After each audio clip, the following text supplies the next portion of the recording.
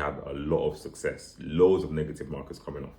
I'll quickly share the 4-step framework for using AI for perfected scripts. Then I'll go through the next 3 steps and then we'll take questions before we close.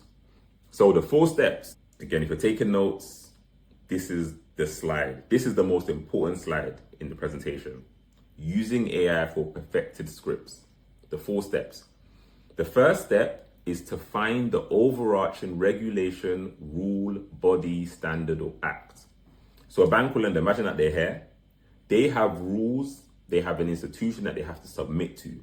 If you can find out who this is, this will help you write much better, perfected scripts when you're going to push for an early removal when it comes to a late payment, default, CCJ, or CFAS marker.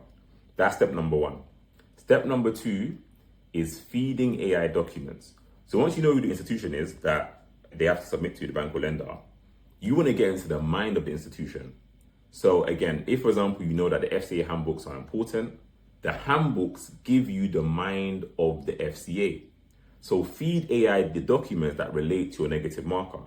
The third step, of course, is to then give AI your situation. Give AI exactly what's happened, all that you have, and walk through how to create this perfected script. Again, prompting is very important, but also know that AI can also make mistakes. So make sure you train and prompt it correctly. That's step 3. Step 4 is then to use AI at every point of communication. So in a lot of cases, if you do send off an email or if you've got a call with a bank or lender, they're gonna come back to you with questions. Always work with AI.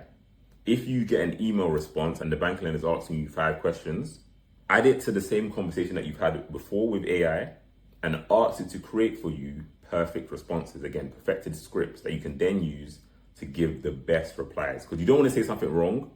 You might as well always be legally backed to what you say and use the right language.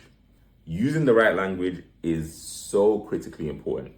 I always say language is so important because you can literally talk perfect English. But if the bank or lender, if the customer agent only understands Spanish, it doesn't matter how well your English is.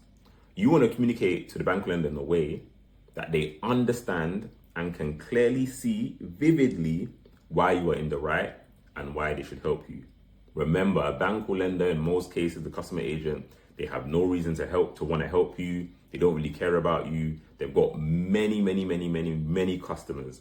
So your script needs to account for the fact that you are a stranger and you're looking for a favor from someone that doesn't know you.